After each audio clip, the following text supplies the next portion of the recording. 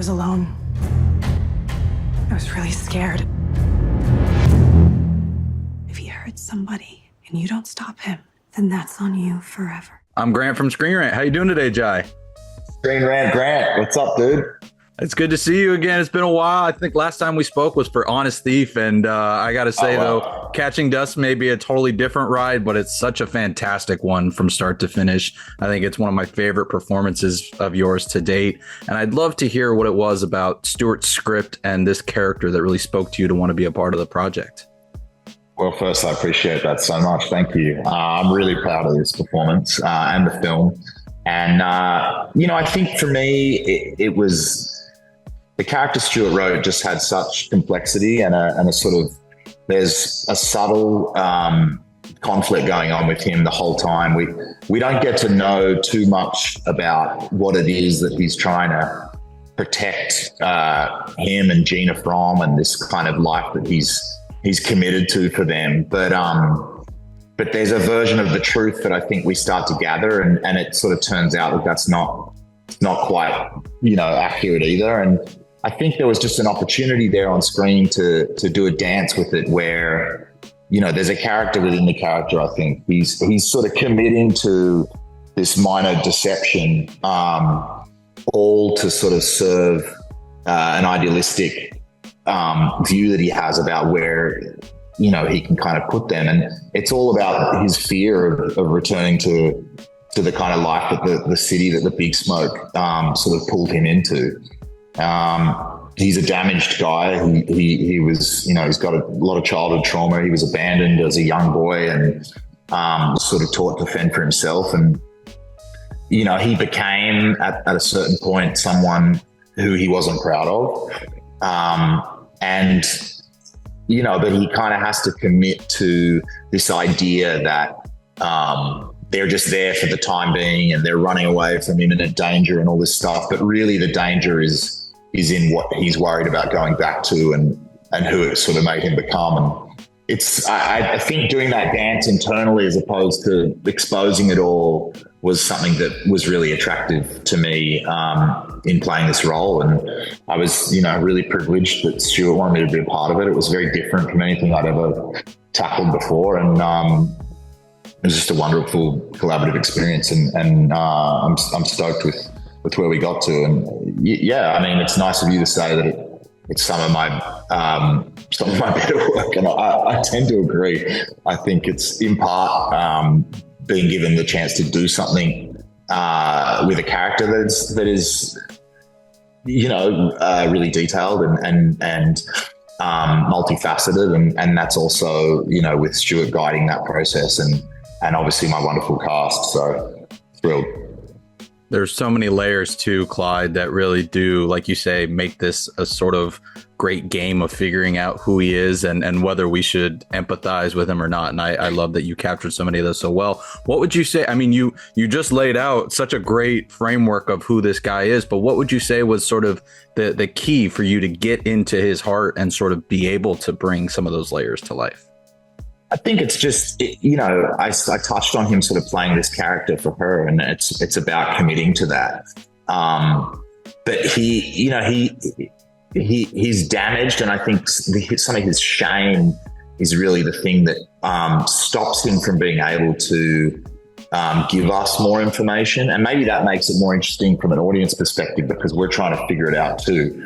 But really what's happening with him is like, sort of turmoil and the hope that if he can keep her in the dark long enough that they'll end up just kind of residing in this space where nothing can touch them. And, there's a moment where he breaks down. It's a pretty sort of intimate, intense scene between Clyde and Gina. And you see probably the most truth that we get in the film, which is, he's kind of weeping, saying he just wants to go back to the nights when they were in the truck. And that's all that mattered. And I think that's what's going on for him inside is this desire to be able to take them back to a place where things were pure and kind of innocent. And it was just their love keeping them alive. But, the lifestyle he chose and probably the person he became. I think he was probably a heavy drinker and into some other stuff. And it, it led to an abusive situation at one point where he lost control of who he was, and he's not proud of that at all. And I don't know, I think when you have a great script, it really sort of eliminates a lot of the homework. I didn't have to kind of go digging super hard to find out who this guy was. There was enough detail in that for me to get a hold of it. But Stu's really great at sort of, collaborating and allowing his actors to find what it is they need to, to sink their teeth in. And I was just privileged to have such great material. I really was. And I think, the production as a whole helped us all, whose work with the camera really was, I think, elite. And the language of that, how the cinematography makes the audience feel, is such a wonderful tool and somewhat overlooked at times, before you see the kind of final image and mood of a film. But I just think there was an alchemy happening with this thing, and we were all on the same page. And sometimes, it's not all said, but it comes together with everyone's input. So yeah, I'm not a huge homework guy. It's not, I kind of run on instinct and start to figure out who someone is and make sure that there's a level of understanding with my filmmaker. But once it feels like we're on the same page, you just kind of go with your gut.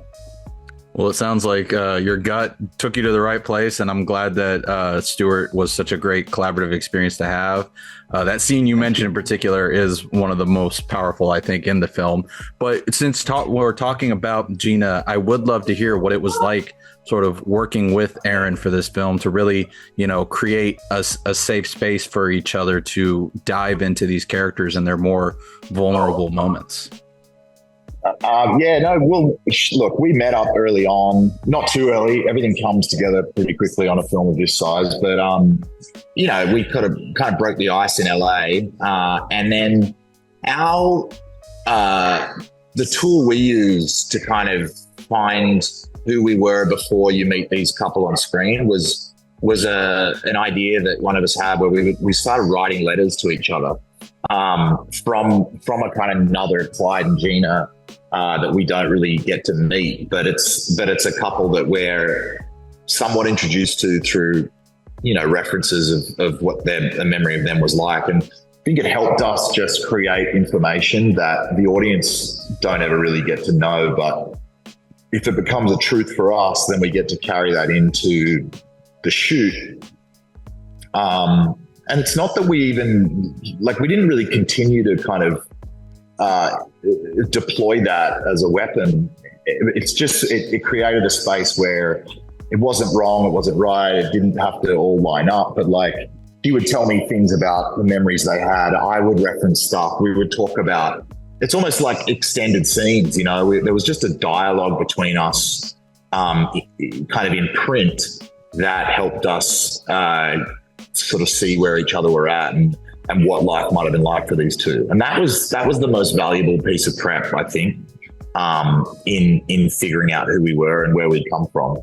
And we had we were bouncing a lot of music between us, and I don't know, I think anything that sets the mood can just help you get an understanding. You're sure as fuck going to find out at that point if you're miles off and you're about to appear in two different films. But fortunately for us, that wasn't the case. And Erin was great. I loved working with her. It was a very supportive environment.